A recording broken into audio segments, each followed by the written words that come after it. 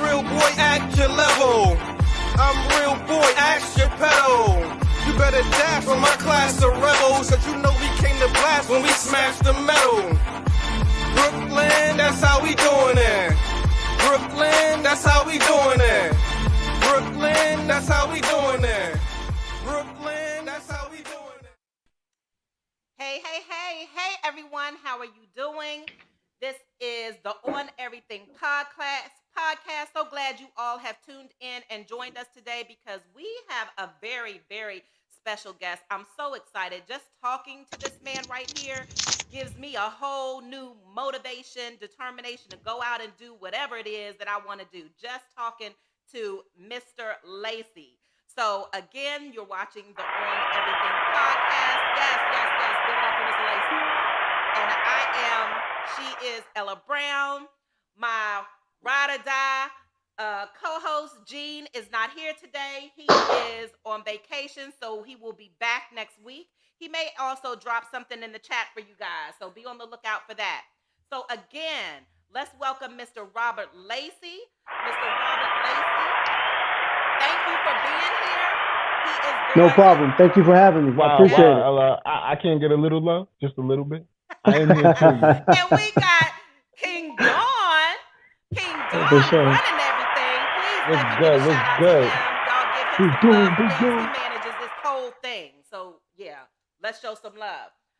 So we're gonna be talking to Mr. Lacey about his 24-year prison bit, and he can tell me about that too, Mr. Lacey. You know I said prison bit because when I was looking, a lot of times people say bid, but talking to some friends who have done stuff on the inside said that everybody says bid, but it's really called a bit. So I want to make sure I'm saying that correctly. So Mr. Lacey, welcome. I'm going to give the floor to you for a minute. Just briefly, just give the audience one, where you are from. I'm so thankful because I know there's a time difference. So we're so happy to have you here today. Just let us know where you're from and tell us a little bit about your background. I'm from San Bernardino, California.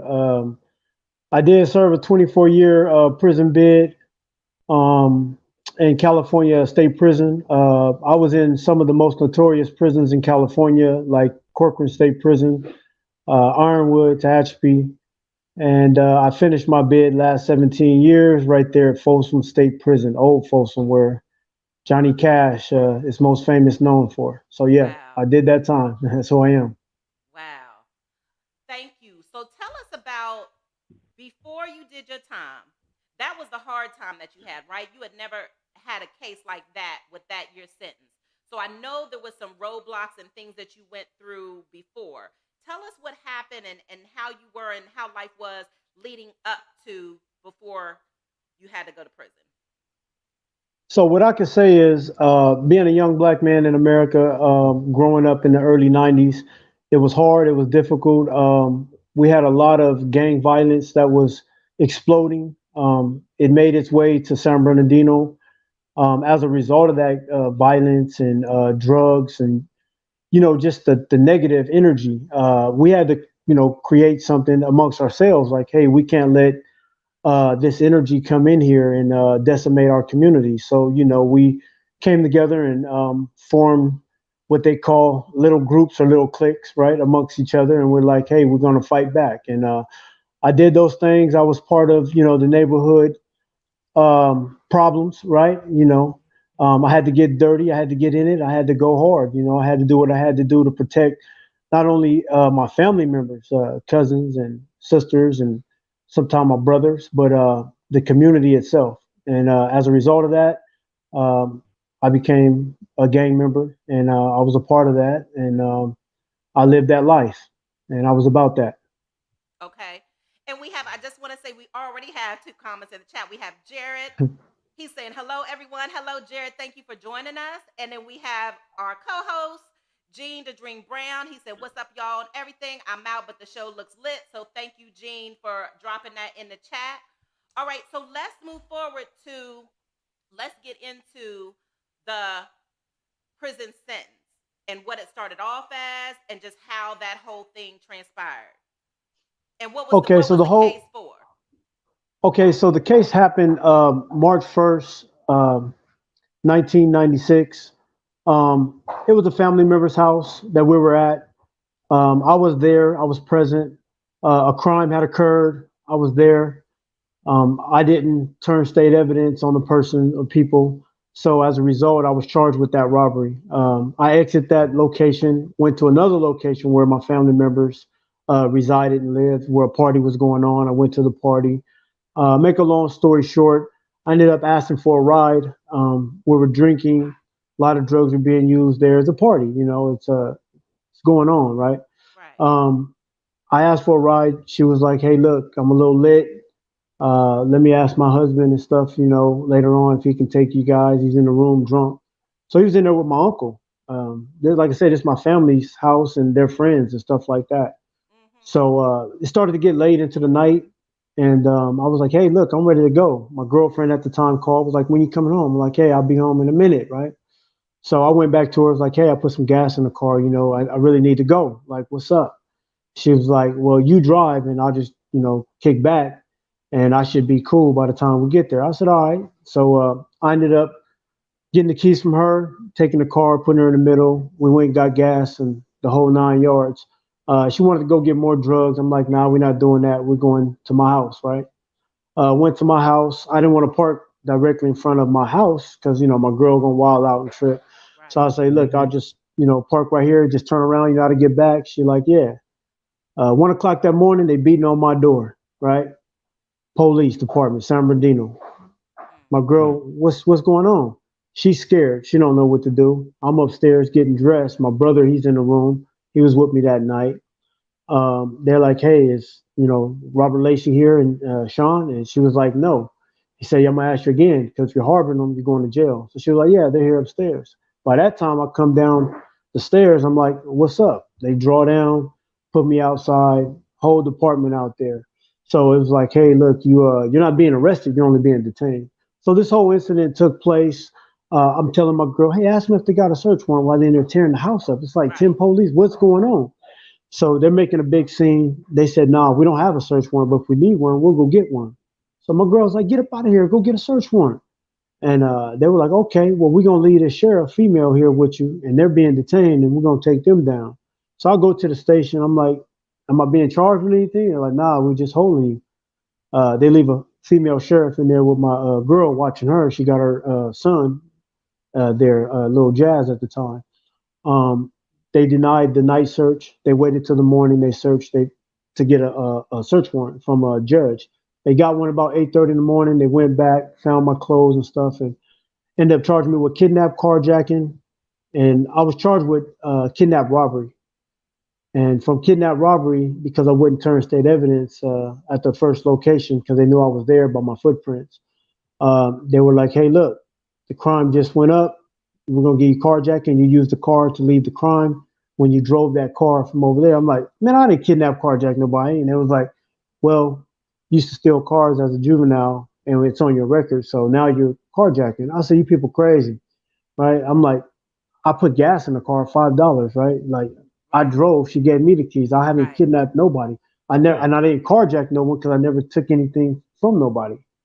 So, make a long story short, no one could believe it. I went to court to the box, what they call it, 12, all white jury, washed Mm. me up, gave me 28 years plus life, 1 year in the county served. I fought it for a year, and I was sent off as an 18-year-old kid, straight into the beast, right? I was the youngest on the yard. So, Lord. yeah, my family knew a lot of people. My uncles and stuff had been to prison and stuff, back then driving. So I didn't have, major big issues and stuff like that while I was on the inside as at a young age, like other people do, tried and tested from the gate. But that's my story. What ended up happening was they started looking at prison reform here in California the last 5 years, and they came up with people are sent to YA, the youth authority that we have out here, until the age of 25. And the reason why that is, and in other states, is because a person's brain is not fully developed until the age of 25. However, our system is charging young minors and young adults as adults, and they're giving people long sentences and washing people up. And psychologically, it's wrong. They know that a person is not developed, right, mentally, right. Mhm. Mhm. That's why we have so many cases of people basically admitting to doing things when in reality they're scared. They promise them, "Hey, Well, look, you're gonna go home like the Gina Six," and they're washed up. So yeah, that's the one of the that's questions I was that's the gonna issue. ask. Did you have a court appointed or did you have your own lawyer? I had a PD, public defender, court appointed. Um, Yeah. I ended up firing my court appointed defender because he had known the victim, and it was a conflict of interest, and I had not known Wow. that. And come to find out, And this he lady didn't who was offer a that drug, information. nah, He didn't so excuse himself to the nah, judge. his name was John Burdick. In fact, he thought I was ignorant. And, at the time, I admit my vocabulary wasn't up. I couldn't express myself like I used to, like today. Hmm. But back then, he tried to get me to sign a paper. So when he slid it to me, I started reading it. It was like, okay, 17 years with 85% and two strikes. I was like, I'm not signing that. Like, you crazy, man. What you talking about?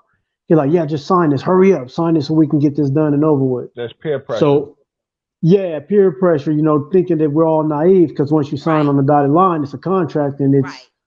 it's in motion. But yeah, that was it, and I ended up removing him and ended up getting another lawyer um, at the time who was good, but I didn't know uh, he had put in to be a DA inside of Joshua Tree in San Bernardino County. And later on, when he was my lawyer and we started speaking, he was like, I hope it's not an issue that they denied me, but I was trying to be a DA because I've been a lawyer for so long. And is it okay if, I still represent you? By that time, I was worn out going back and forth. I said, I just want you to get this to the box. I didn't do it. Yeah. I didn't carjack nobody, man. So I don't know what this is about. Went forward with him. And yeah, back in 1998, I ended up going back and getting 3 more years. And I seen him on the phone, right? Didn't actually see him, but I seen him on the phone. He was actually a judge, and it was a conflict of interest. So I ended up getting 3 more years, and I never got to consult with a lawyer. And I got 3 more years on top of a 28-year to life sentence, 1 year county served, 27 years to 30 years to life. And I was sent back to Wow. corporate state prison with 3 more years. And everyone was saying, United States Constitution states that you can't have double jeopardy. Double jeopardy. None of that flies, right? I tried to go to court, went to the California Supreme Court. They stated 1996 under the AEPD Act, you have to file within 1 year. If not, you lose your rights. So I lost my rights to even bring the issue up on a habeas corpus. Mm. Uh, and I was like, there's no way I could have filed that. I don't know anything about the law, right? Yeah, that's what the lawyer So was so supposed to be doing. that's what the lawyer is for, and this is what the appellate lawyer is for, right? So the Mm. appellate lawyer, all the things that I asked him to bring up at the time, he didn't bring them up, um, and it was just a wash. It was real it's sophisticated the way our system works, how they hand you from one jurisdiction to the next, or from one authoritative figure to the next. Meaning, you go from one lawyer to another lawyer to an appellate lawyer, and then you're in the system of CDC. And CDC has a legal department, and they're the ones who stated I was illegally sentenced and sent me back, and I got 3 more years. So I was like, how does uh, You trying to housing get free and holding they throwing you department, extra. yeah, how do they determine I need more time? I couldn't believe it. I says, shouldn't I have had a lawyer to protect my rights? So you mean to Hmm. tell me that CDCR at the time, CDC at the time, which is CDCR now, they have the power and authority to look at cases coming in and determine whether or not those cases are valid or legal before they accept you into their prison. However, this is supposed to be done 120 days after you get sentenced, because you cannot challenge anything after 120 days on our part. Mm. So we're stuck in receptions for 6 months, a year, 8 months, and there's no way to get to the legal libraries and stuff. So we have no access to those things to even protect our rights or ourselves, right? Unless you have money from an outside Yeah. entity to address your legal rights. So yeah, our system is not really broken. It's just the information is not available. It's not available to people in the Well, county, and it's not available to people in prison. once you get locked up, basically you become a number and a paycheck to them. So that's the reason why once we're in, they don't want us to get out. That's a paycheck. You know what I That's mean? true. So basically, since you that paycheck, they want you to stay there as long as possible, and they will take as many of us as they can to make that happen. So my question for you is, um, did you feel at any time like you weren't there was no chance at all, or did you just decide did you want to give up at any chance? There were times that I was challenged to the breaking point. Um, I was involved in a lot of different politic riots there, meaning racial riots, right? Things that you cannot control, right? And it could be for anything. It could be for a table, state table. It could be for a person looking at a person a certain way, right? I've been in chow halls to where we knew something was going to happen, but not know who or when. And just sitting there, feeling your heart beat and feeling your blood run through your body, knowing that someone is going to die today, right? We don't know who, right? Because you don't know who, but you can feel it, and it's the most eeriest feeling in the world, past fear to where it's past numbness, right? And then it happens, and then you're like, whoa, that was kind of different. So it takes away from your humanity in that aspect to where you aren't able to feel for someone else's pain because there's so many people getting done in, right? And then there's times where you have to react, right? So hey, it's either me or you, right? And you start getting this thing going in your head, right? Turning stuff on and turning stuff off, right? It's hard to turn back on the humanity once you've been turning it off for so many years. So yeah, my faith, I believing in God. I was raised in a Christianity home. Um, I I recognized that Judaism was the way in prison. I became part of the Jewish community, started running a yeshiva in prison, bringing the community together and learning about the religious aspect from that point of view. And I use those traits and I use those uh, laws, God's laws to keep me grounded, to keep me to where I'm not throwing everything in, right?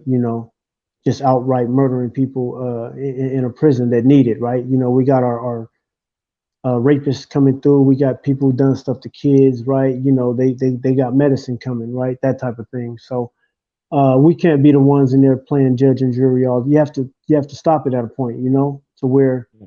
there's so many of these people coming in. What do you do? Do you continue to take care of them, or are you going to take care of yourself, right? Mr. So So Lacey, sometimes, yeah. I got a question. Well, first, I mean, because it's such a, I mean, your real life experiences, and not just you. I mean, we have so many people going through situations in the prison system and in and out and not getting a fair shake and all of that, right? It happens Hmm. daily. So, one thing I definitely hope our audience is tuning in because this is a very real conversation. And again, I want to thank you for being here. Audience, please if you want to call in, the phone number is 929-441-2417. That's 929-441-2417. Again, we're talking to Mr. Robert Lacey and talking about the 24 years that he spent in prison and beyond. Mr. Lacey, was that, and you may have said it, what strike was that for you? Because that was under three strikes. What was it, two or three? That was my first strike, right? I've never been to the county, but I did have misdemeanors as a juvenile. I Mm-hmm. was sent to juvenile several occasions. I've been to placement in group homes, right, for delinquency, right, fights and messing up, right, a couple stolen cars, with my relatives and stuff, right, but nothing to where I attempted murders or nothing like that. We're talking about minor infractions. So Yeah, when this came down, I'm like, I know for sure I'm gonna get a break, right? right. And because I'm not, telling you something, I know you're not finna give me a life sentence. Like, come on now, right? Are you serious, right? You gonna jeopardize my life, like that? It's either you get your life taken on the street, or they finna take your life and you go in. So I decided to, hey, I'll go in, and if my life gets taken while I'm in, it's not my place. It's not my thing, right? It's not who I am. It's not what we do as a people. But yeah, I mean, just that's hearing that word life it. while you That's standing it. there, that's As like soon the as they say scariest life, feeling in the world. Like I mean, you that's Well, just got to in hit the in pit of your Cali, stomach. well, see, in California, I had to realize and learn what it was, a life sentence, right? So I had 27 years plus a life enhancement, right? So that means I'm gonna bring 27 years flat, and then I'm gonna start my life sentence. But however, I was sentenced to multiple charges and multiple counts, so and they were all consecutive. So they tried so hard getting me in there to where they made it. They kind of looked out for me, right? Because the law states that you can only do as a first termer one consecutive term. You can't do multiple consecutive terms. However, under the enhancements in California, you do your enhancements first, then you start the actual term. And that's how they sentenced me under two 10-year gun enhancement uses plus a three. So I'm doing 23 years worth of gun enhancements more than the actual case. And the only thing that really got me here home was prison reform in California. Scott Budnick, different organizations, the Three Strikes Law, different organizations fighting to look into those things, to even look to cases like mine, right? So under the John Hancock 260 bill, which is legislation that was passed, Karen Bass helped put it together. A lot of different senators, Dianne Feinstein, Maxine Waters, a lot of California senators helped get this passed because the whole state knows you're killing a lot of our youth, and you're putting them in these places, and hmm we're just sitting there for 10, 15, 20 years doing nothing. It was a place to hold you, not a place to teach you or show you anything. But now the rehabilitation is there, and people are now starting to learn who they are. They're starting to get the resources of dealing with their addiction. I became an AA counselor while I was in NA. I started teaching the classes. I didn't just get out because I did the time. I got out because I changed my life in 2007. I started changing my life. And that change happened before the legislation was passed. So they could see a pattern like, Yeah. okay, he earned his freedom. It's not like it was given to him. It is a thing about money here in California: $60,000 to $80,000 for a lifer, all upwards to 120,000 if you got a medical issue. And this is what taxpayers are paying instead of 20,000 a year to send you to college, right? So go figure. Everyone is waking up now. We're all realizing we educate and teach a person, we'll save money. Yeah, because So yeah, prison is big business, right? Just like the New York Yeah. Stock uh, Exchange, yeah, it's it's a big business. corporation. It's a It's a, corporation. It is yeah. exactly that, and they function as such. Let me ask you this: as we go into the years that you spent in, and you said you started teaching classes, NA classes, AA classes, as you're getting close to the end, or tell us at what point did you have people start intervening? Was it the laws being changed? How did people start coming to help you to bring you home? What happened? So it was, I had to seek it out. It was a number of people that helped me get to where I am today. It wasn't just one incident or one person. It was having a bunch of different cellies, right? And understanding different perspectives of plight, right? Of how a person sees the world, right? Because we all see it in a different Yeah. prism, a perspective, right? Mm. Um, that right there helped me give me insight because I was like, I didn't see it that way, but now I see it that way. So I started communicating with different cultures, Native Americans, you know, the white population, right? Dealing with the black population, dealing with our population that comes from other countries, which is the Caribbean population, right? We have Asian populations. We have different populations inside of prisons, and they have their own way of doing things. So as you reach out to them and you extend the hand and not a fist, you start to learn more about their culture and respect them, and they start to respect you more. And it's a conversation, and at the end of the day, it's mutual respect. And I think that helped me because each and every last group had something to give to me that I didn't have because my one group did not understand it, that way, or didn't have that information. The information was basically closed, right? If you don't go out and seek it, you don't find. So Right. if you think you know, you don't know. And the moment you do think you know, that's when you're lost. So I've always thought, asked for help, right? If you ask for the help is there.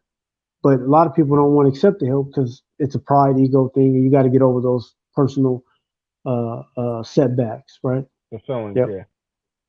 And so you went through that process, and then, well, a number of people collectively came forward to help you. Um, and who, talk about the organizations, because I know you mentioned organizations, and there were organizations under that with people who you worked with.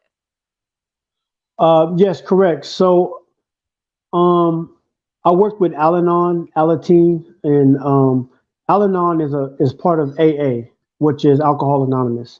Al-Anon helped me because it helped me understand as a child, being an enabler to my mother, right? What that was all about. My mother was an alcoholic drug user. I used to go get beer from a refrigerator for her, and sometimes I used to pour it out because I know at the end of the day or night, she's gonna be lit, and we finna get whooped, and it never ends well, right? It always ends with some violence and tearing up the house and on a bad note. So I used to try and pour it out, but at the same time, I felt like I'm going getting her this beer for her to, Yeah. get lit. Um, yeah, so I dealt with all these things with these organizations. I understood them. I'm glad that they're there because you can see it from a different perspective, not as the actual alcoholic, but how I was introduced to alcohol and how when I was a teenager, like I said, drinking and smoking and living that whole lifestyle, right? It's a lifestyle. Acceptance. Ain't nothing wrong with a little drink, a little shot, something that smooth you over. It is something wrong with that because it changes your character, right? You go from Yeah. uh, feeling down to feeling good to feeling angry to Or feeling feeling invincible, all kinds of stuff. right, all kinds. So you got to go through this whole thing before you come back to where you're sorry, and then the crying, and then you're back to where you need another drink.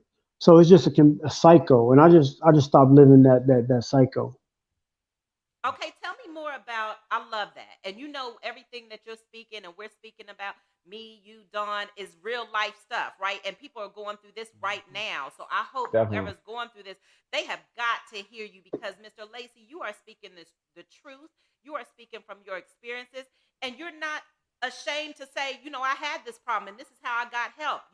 All that pride is out the window. You are really, who you say you are, and I appreciate you for that.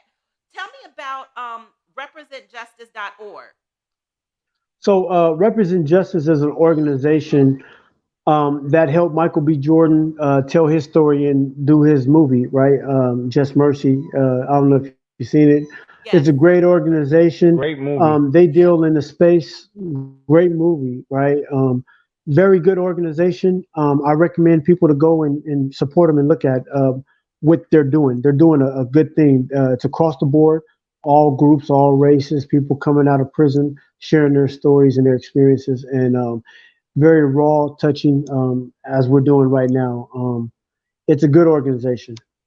I would recommend it. But that's just one of And the a lot of organizations. people, ARC. Yeah, yeah, a lot of people don't know that that's actually a real life movie. It's a true story.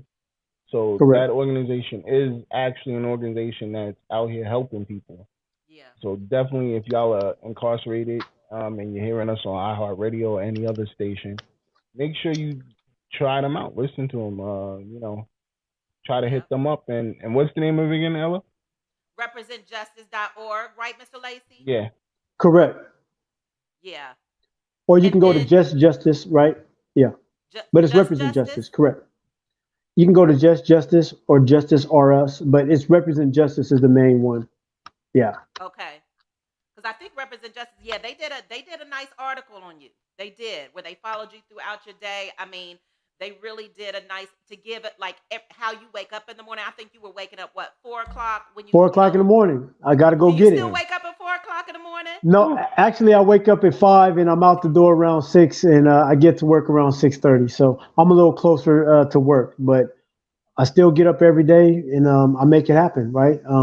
I represent more than just myself, right? I represent other lifers that are getting out, right? You know, I have to make it not only for myself, but for them to let the world and everybody know that, you know, we are worthy of getting out. There is second chances. We do value that, right? I'm grateful and honored to be here, right? To see my family. A lot of people lost their families, right? And we'll never see them again. Mm-hmm. Some Right. people lost their families on the way coming to see them on visits, and that is just crushing. I met a couple people, families going up the high desert and had a bad car accident and died.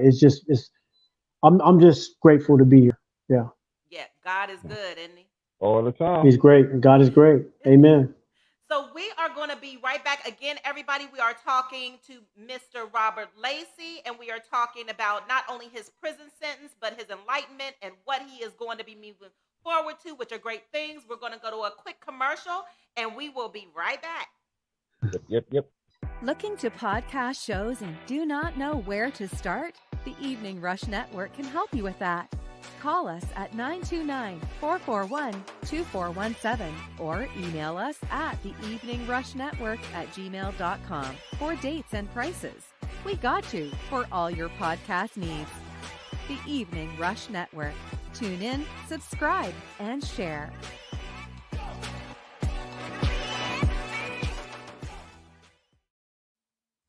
Okay, everyone, we are back. We are We are continuing our back. conversation with Mr. Robert Lacey. Before we move forward, we got to give a shout out to our Sayings by Butter. So sponsored by Sayings by Butter Mm-hmm. Clothing.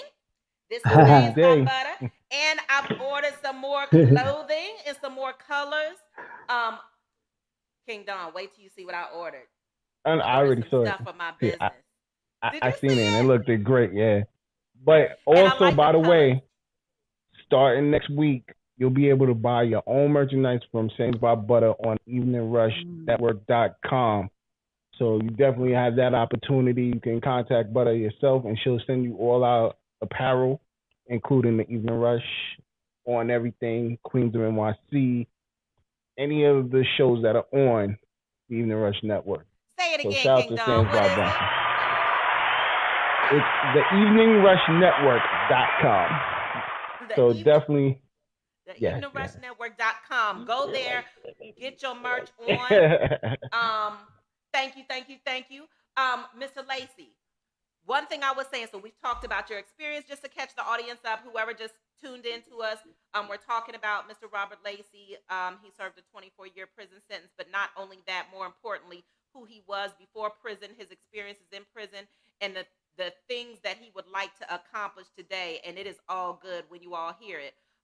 One thing I want to know is when you got out, a lot of the times, people hear things, and I know me and Don do, and I'm sure you have too. Okay, I'm an ex-felon or ex-convict, whatever it's the correct term is, and now I need a job ASAP so I don't reoffend. How that is the hardest thing, and even when I remember working in the prison ministry, that was the same thing. They were scared to death. Some of them, just getting in trouble in jail so they could go ahead and just get longer because that fear of going back to the outside, like you said, just having to do the social skills all over again, and all of those things was too much for them to handle. But I know that's one thing is how, when you get out of prison, how did you get a job? And do you like your job? Like, how does that work? So the way it worked for me, I would say this first, right? Before I even went into getting a job, I was in a recovery center. This is where they send you when you get out of prison with a life sentence, is to a transitional or a recovery place. I went to a recovery center to where I couldn't leave, which is a home with other men, and we had groups there, and it was still like a prison setting, but we were free. We used to go to like the store for an hour and stuff like that, and shop, and then come back to slowly acclimate into society with the processing of information and just seeing so much stuff going on and not being connected with how things work. So what I did was I used to take that time while I was there, and I used to reach out, um, contact Monster Jobs, Monster, different type of places like that, Indeed, and I started putting my apps on my phone, and I started looking for work that way. Um, and then I realized I can't get a job because I don't have my ID. So they sign you up for you to go to the DMV to get an ID. All this stuff is not signed up and given to us before we get out of prison. So we have to do this while we get out. You can't get a job without an ID. You can't get a job Mhm. without sometimes the driver license, right? So Yeah. you have to go through this whole process of getting a birth certificate. I had to get my birth Getting certificate. I social had to card. send for it. I had to send for a social security card. However, due to the pandemic, no one can come into the office, so I had to wait an extra 30 days. Then I had to verify it was me through a notary. It was real difficult. When I got out of that recovery center, I went into a transitional home. And in that transitional home in San Fernando, I was able to leave. So I used to leave and go out on job searches. I used to pave the pavement. I used to go out there and, hey, excuse me, I'm looking for work. My name is this. These are my credentials. I've been to college while at Folsom Community Coastline in business. However, I do labor work. I've done some yard work and stuff like that, which was landscaping while in prison, and I have certificates on all that. So few people were like, I need this moved, I need that moved. I started making money. I went and signed up with Five Keys through one of my advocates. So they give you advocates and people like that in which you reach out to twice a week. And I just kept reaching out. Hey, I need a job. Help me out. I need a job. I need a job. And he ended up contacting me, telling me, "Hey, go here, take a chance, and go fill out the information and paperwork, and they'll take a chance with you." So I got on the bus and went down there, filled out the paperwork. Now I'm working for Five Keys, part of the Caltrans. I'll be going Monday, and hopefully I'll have me a full-time gig working as a Yeah. California Caltrans worker, right, state worker. But State I get up and worker. I go, and they look for the work ethic, and they look for the sincerity, they look for the change, and I give them that, I show them that, and you got to go get it, you got to want it, Yeah, I definitely and I want to say, want yo, it. I'm 100% proud of you, man. Like Thank you, you Yes. didn't appreciate give that. up. You fought. You fought for every ounce of everything that you got. And you know what I mean? Even getting home and like you said, you gotta get a birth certificate, you gotta get a social security card. And during the pandemic, that was the most difficult thing. And you did what Yeah. you had to do to get where you are right now. So I'm definitely proud of you. Definitely gotta give you them hands, man. I You deserve swear. them. And I'm glad you brought that up, Don. When he talked about the pandemic, how am I going to forget about that? Yes, you doing all that through a it's enough that you got to keep your own self motivated to not give up. And then to have to, boom, have that extra added, I don't know if you want to call it an irritation or a semi roadblock, but to have that added on you too. So you're determined and perseverance is not only appreciated, but it needs to be heard, right? And so Hmm. I don't believe in any coincidences. So it's no coincidence that we're doing this show. And so I'm so grateful again to have you here. Um, now you're working. Now we're waiting on the promotion or whatever's going with the other job. Now tell us from your experience all of the things that you've learned, all of the things that you've gone through, because we know your greatness comes out of pain, right? We know that's where it is. So out of Yeah. all the things you went through, what is it now that you want to do for others, or what is it that you want to do with the rest of your life to help close the gap, to stop people from going to prison, recidivism, whatever it is? What is it that you want to do? How do you want to do that? So I got two major things that I would like to do. I would like to do a nonprofit called Second Chance to Drive, which gives people like myself who were young, who never had a driver license, the opportunity to utilize a vehicle with insurance. That's a major problem here, and a place where they can go and learn and train and just like a driving school to learn how to drive, right? Coming from our communities, right? For us in our neighborhoods. And from there, I would like to be able to take that vision into our high schools for, young high school kids who don't have money to buy a car but would like to drive and get a license, right? And offer my program to them. I would also like to create something for battered women, sex trafficked women, which is a safe haven place, which is a safe place, which is a ranch. and I would like to have animals there because I believe healing should be natural, and I believe it should come from within, from a person who really wants it, and there should be a safe place where they can do that from, and excluded them excluded, which is safe, a private place, right? And they can come out and learn how to take care of themselves, right? Learn how to go find a job, right? But most of all, get the self esteem back, right? The self worth back, because I think that's important. We have a lot of that going on, and no one's really messing around in that space to help uh, these women, right? You know, I believe that a woman is the first teacher to a man, and it's very important that we give back to the women, right? Okay, Dawn. I don't hear no claps for that. We need some claps for My that. bad. One Oh, Ah, last my bad. clap. My bad. unreal, Nah, We yo, need unreal. a loud for that. We need a loud. I was Hold the so applause, hold the focused. applause. I was so focused on what he was saying. Yo, it slipped my mind. Like I was so focused because Maybe I believe you. Maybe I don't. I was But sitting there. No. I was super focused. Like I the believe things you. he was saying are amazing.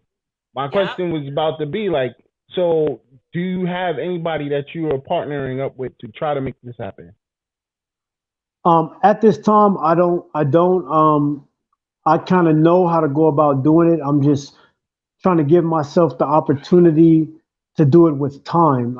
I know what people mean when they say they don't have the time to get around to do it. So Mm, I've set it up already. I just have to actually make that step and then put the time into it. So I haven't pulled the trigger on that yet because I'm working, and I can't give 100% to it right now. It's just more of an idea that I can sell and help uh, market it to other mm, investors out there and people with the time and the energy to help get it off the ground with me and for me. So I don't want to move yeah, too fast to where I'm doing so much to where I'm not able to do my job and take care of my bills and stuff like that as of right now. yeah. Do you Well, want to go ahead, Dawn? no, go ahead. I was just gonna Do you? say, with I understand with him coming home, just getting Yeah. home and trying to get everything together. It do take time, and you don't want to rush into something where you can't give 100% of what you want to do for it, and especially with nonprofits, is definitely something you got to be focused on. So I definitely understand what you're saying. But go Yeah, you ahead, got to Ella. get that board and all that. The do you want to give them? I think we should definitely give them your contact information because there may be people that listen to this, and it may be that you don't have. They just want to help, and so we definitely need to get this out of there because you're going to need some funding, as you know. So anything that we can Mm. do on the show to help you, how can people contact you? Well, you can contact me through my phone number. It's 323-677-7499. 323-677-7499. Or my email. My email address is Robert E. Lacey 2020 at gmail.com. And they could contact me, and I could help move things forward and just partnership up with different organizations and groups on sponsorships and things like that to kind of help move some of my ideas forward. And we need it here in California. I'm pretty sure around the world, mostly America, right? Because we've been Yeah, hit with an atom bomb when it comes to the devastation of culture, and people are not melding into our society as they should, right? yeah, Yeah. definitely, Yep. definitely, definitely. Like So we got Robert Lacey 2020 Gmail and the phone number 323-677-7499. Yeah, so it's Robert E. E Lacey. Lacey, I got it. So E correct. Lacey 2020. What about your IG? Instagram is Robert E. Lacey, and that's on Instagram. You'll see me with my glasses on and a suit and tie. When I first got out, I went and bought all these suits and ties, right? You know, because I'm coming hard, right?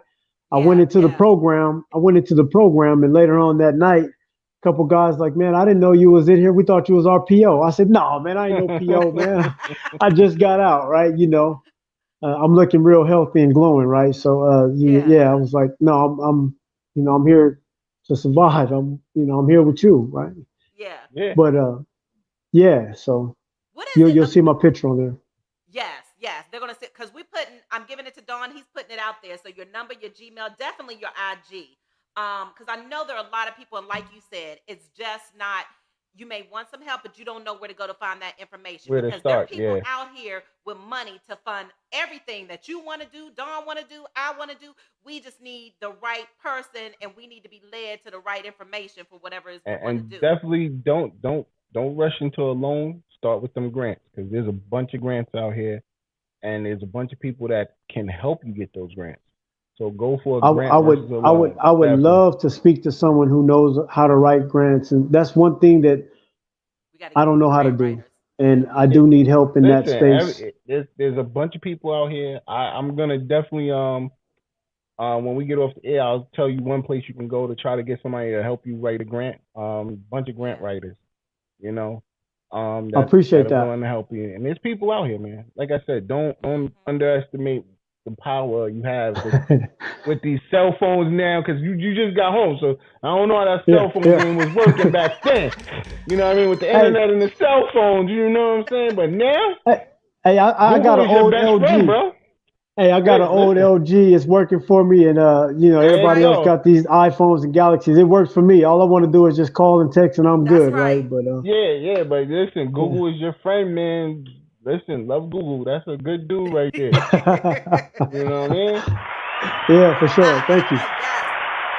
Makes us wonder where would we ever be without the internet? We act like we can't. I mean, if they were to take my GPS, I don't know what would happen. I mean, I Yeah. remember we used to do maps and everything. If that GPS go, then I'm gonna have to try to remember some landmarks. Yeah, But yo, it's wild, right?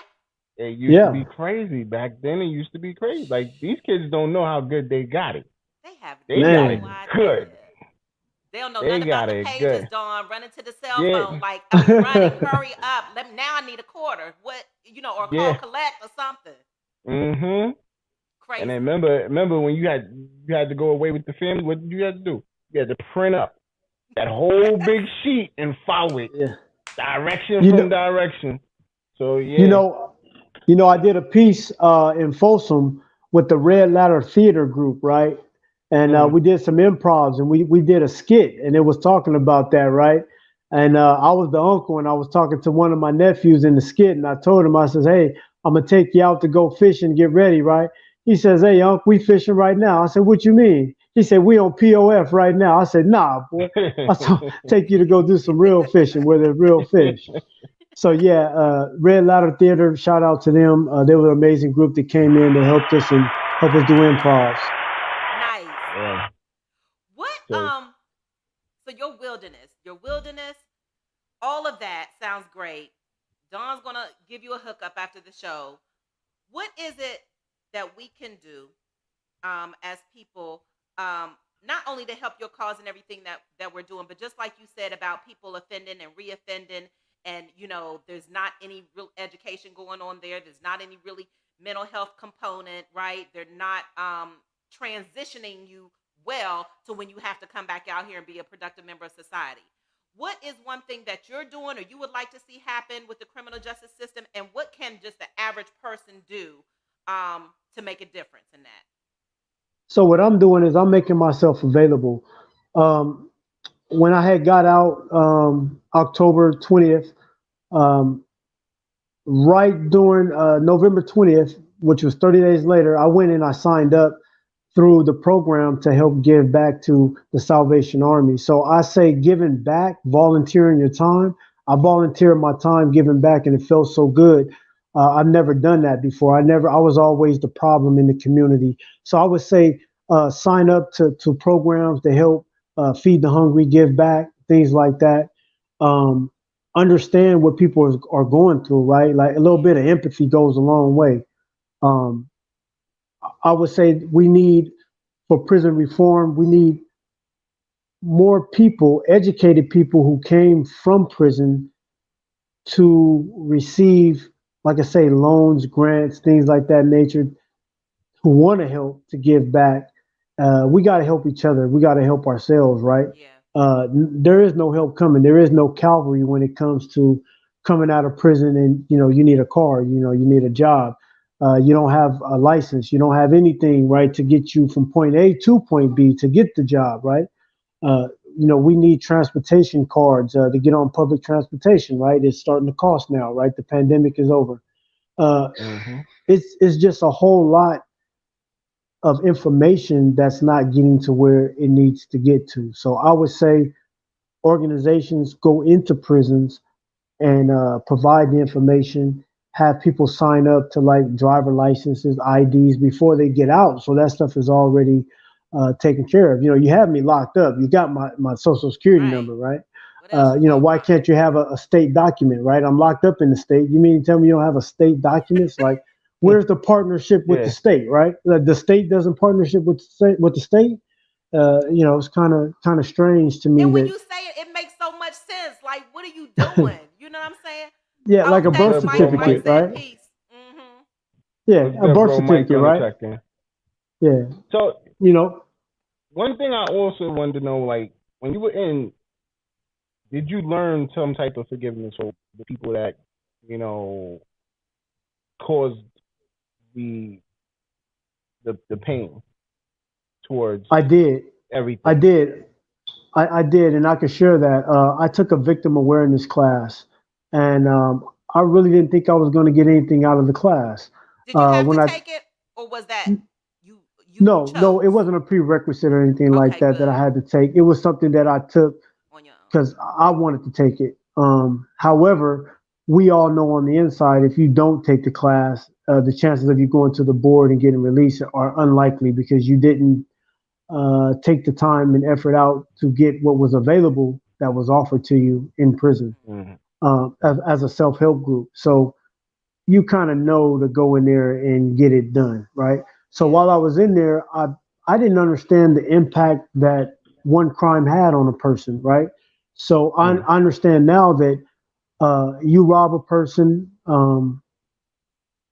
they can't pay their bills. They can't pay their bills. They might be put out, right? That puts stress on the kids and the family, right? Maybe the money you took from them was the money for Christmas, right? And now the kid feels like my parent doesn't love me anymore, right? And all these different things, Yeah. which is the effects of it, right? So these are the accumulating effects of a crime and how it impacts everybody, right?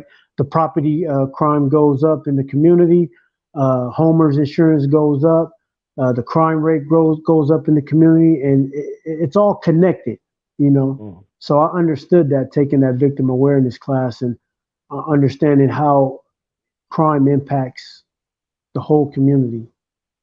It does. And Mr. Lacey, everything we do makes an impact. Whether it's what you say or your action, it has no matter what the situation is. Everything you say or everything we say and everything we do affects somebody in some kind of way. Whether it's going to buy something and you go off with the person at the restaurant, whether it's some, all of that. And I'm glad you took it because it is a major self reflection. You know what I mean? And then to see how, when we look at how our actions or what we did or what we went through, whatever, um, how it affects others, then there's real remorse there. There's real, now you have a base and a starting area to change and to really It make is. change and a lifelong change, right? Because it's It lifelong. is. And I would like to say that there's a lot of lifers on the inside who are working in the space of bringing the victim and the perpetrator together for a healing. This is all new to where a person who's killed someone's son or daughter meets them face to face in a visiting room in a safe place, and they're able to, you know, communicate, how sorry they are about killing somebody, right? And how the forgiveness part on the person, who's you took their people, how they're not stuck with, I want you dead. I want to see you die like you killed my. No, people are forgiven, right? We live in a Christian society. It's based on Christian society of America, right? But we live in a spiritual society, to where there is forgiveness, and you would want that. I want that. I would want a person to forgive me. Accident Absolutely. to accident, or I grew and I learned. Right? Have you really changed? And I think these programs that they're doing now, people are showing real, true change, and they're changing their lives around. And I do believe that they deserve a second chance. Yeah, that's a lot of growth. Like you gotta definitely grow and try to forgive someone. for the things that they've done. But it takes time. You know what I mean? And like It you takes said, years. it's It takes years. yeah, Takes definitely. time. Yeah. It Um, does. but like you said, we live in a Christian society, and you should be able to forgive. Especially people have done things that they probably did while they were on drugs or not in their right mind. Yeah. So but like I said, it takes time. It takes forgiveness. It takes a lot from certain people, and that's something we all have to work. You know, Yeah, I agree. And we do have to work on that because, I mean, it's easier said than done, but it is that very hard to forgive somebody, especially if you did something that impacted or took their loved one. It's hard to get that person to where they keep looking at their loss. And so that's the thing, right? No matter what it is, you've lost something, and that's where the pain comes from. And so trying to get somebody over that loss, and when I work with people, they're trying to get through that loss. I see their pain, but at the end, at the very core of it, Mr. Lacey and Dawn, it's that loss. And they are having such problems or challenges trying to get over that hump because they know they can't get that Hmm. back. And no matter what they do, they cannot get out of that loss. So just trying to yeah, teach people, about this life, and you're going to lose. There's going to be loss. And so, yeah. dealing with little losses first and then applying those same techniques to get over the loss and try to get through it, because it's not hard, but we know that if you are a Christian, or if you believe in God, that forgiveness is number one, and it's so hard. But So that's why your story is so important. so bro Mike, shout out to barbershops and Mike's on Evening Rush.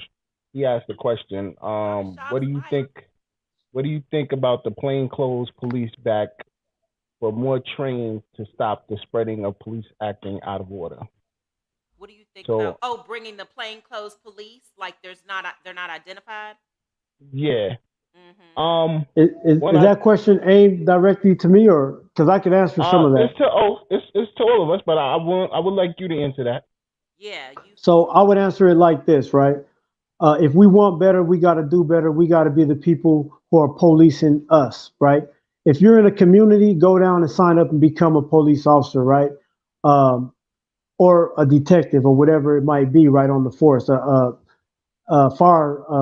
Get on the fire department, right? Be a firefighter, right? We need to do for us, right? And we need to be the ones policing us, right?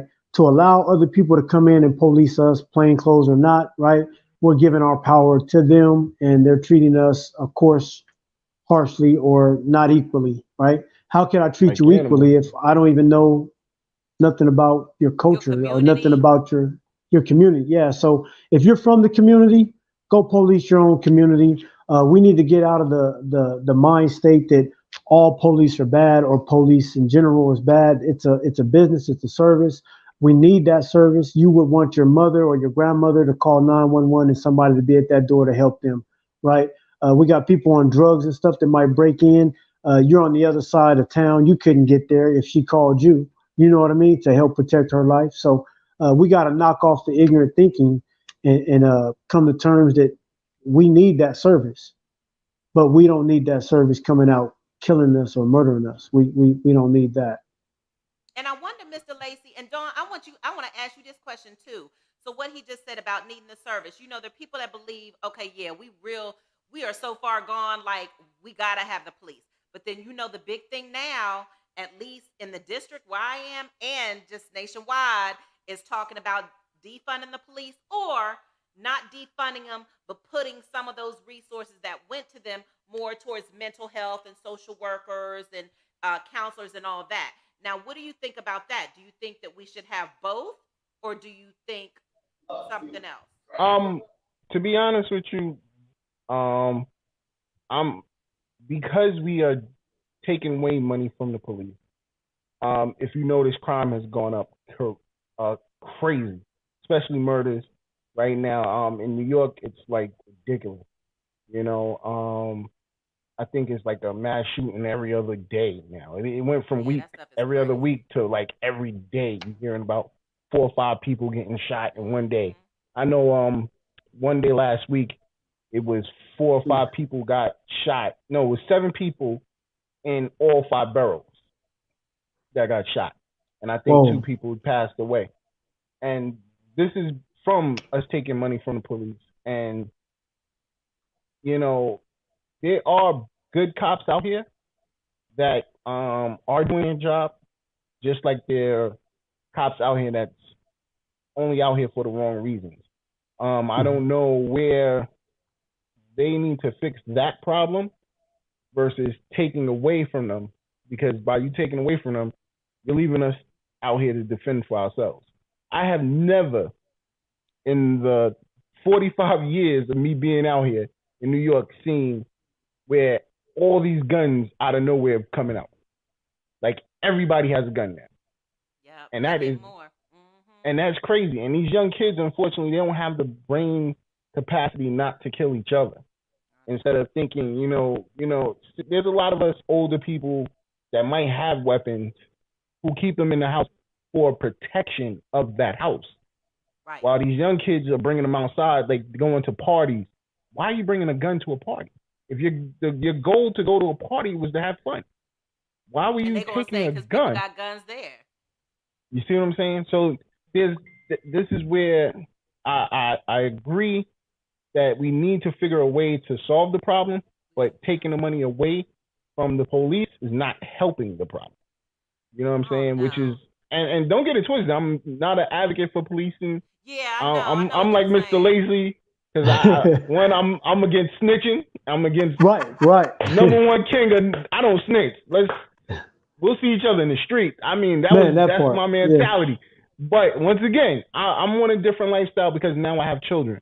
You know what I mean? And I don't want my kids to think it's okay. Let me go get a gun and solve a problem. We never solved problems like that when we were growing up. It was, let's put these hands up and handle our business. You know what I mean? But through that, somebody lived to see another day. You know what I mean? I'm seeing too many parents burying 15, 16-year-olds, and it's just ridiculous. You know what I mean? The rappers are dying. Yeah, it's crazy. Yeah, rappers are getting supposed killed. to outlive you, not you outlive your kids. Right. So it's a difficult problem that needs to be solved. And unfortunately, in New York, our mayor is not doing his job. You know what I'm saying? Completely not doing his job. I do shout out to our governor who's held us down through the pandemic, but now his job is done. It's on our mayor. And, this race for mayor right now, you're looking at 2 great candidates, and you have to choose which one. But one is more of he's showing you signs of being more of like a politician. And you know what politicians to me, like they get into office, they say, I'm going to do this, this, this, and this. Yeah. They get into office, they don't do nothing. Yeah. So, it's a uphill battle. You got to try to figure it out. You know what I mean? So that's my thought on that situation. We got to figure longer it out. term limits. Yeah, we need longer term limits. You can't do anything in 2 or 4 years. You need more time than that. Yeah, but Mr. Lacey, I don't know if I want longer term limits, because if there's somebody in there that we need out, that's the last thing we want. Well, you could always vote a person out. It's called a quasi vote. You could always bring a person and vote them out, if they're not doing what they're elected to do. So we have that power too as the people. Yeah, that doesn't seem to be happening that way. Well, if you get someone to sign the 100,000, signatures on there and then move it forward, you can move it along. Not that it can't happen. Not that it can't happen. I guess it's just, when you just like Dawn said, you've seen so many politicians, you've heard so many politicians, you've heard that spiel. It's just like they all start meshing together. I just need somebody to come out who is going to do what they say they're going to do, period. And something, you have got to build trust. That trust is everything. I mean, no matter whether it's in your own life, whatever. That trust, and when you break somebody's trust, it is very hard, as you know, to regain it, whether it's politics, whether it's loved one, whether it's whatever. That's why, Lacey, shout out to our president, man. Like, he's so far. I'm proud of him. He has kept his word for a lot of the stuff he's been saying. Dawn, I'm scared because he's older, and every time he speaks, I'm just making sure that you're okay. I just want the doctor nearby. I just want to make sure that you'll be able to. Listen, I love him, but you know what I'm saying? You got to trust into our vice president. regardless of Chameleon whatever Harris. happens. Oh Yeah. yeah. Yeah. Yeah, so you gotta They trust picked the that, right one. They picked the you gotta. right one. I mean, no, don't get it twisted. Remember, she started off A1. not on the Yeah. right track, but she's changed a She lot, gonna and fall I in have to line. give her that. Yes. She I know have to because give her now that. you got a new role, Kamala. You got a role like people really. You've got to Yeah, represent. you There got is these no little Right. game. That girls part. Yeah. that are out here saying, "Yo, listen, I want to be like her. Yes. I want to be like her." And that's Yep. when you got that role model type person. Yo, you gotta hold it down and show Gotta them. hold it down. This is what it is, man. For real. But Miss Mr. Ella, you Go ahead. go ahead. I was gonna say, you know what time it is. We on the same I time, could do Mom. the show with We got Dawn all that day same long. vibe, yo. I We know. got that same I vibe know. right now. Yes. So we are getting ready to close out. Thank you so much, everyone, for joining us, whether you are watching us on Facebook, whether you are listening to us in the car. Mr. Robert Lacey, it has been an absolute pleasure. You know we're going to have you back, especially once you get going with the wilderness, because, I'm coming there. Me, Dawn, the whole crew going to come and, we just need some meditation. Listen, You just I know tell us what the my curriculum is. Gay Curious shit is on popping right now. Let's get it. Yes. So everybody, you've Gang, been gang, listening to Q. yes, the On Everything podcast every Friday, 7:00. Yeah. Tune into the On Everything podcast, and of course, the Evening Rush Network. Thank you, everyone, Yeah. Mr. Lacey. Just- Thank you so much. And for my cousins, it's on everything. Everything. There you go. Take care, y'all. All right. Thank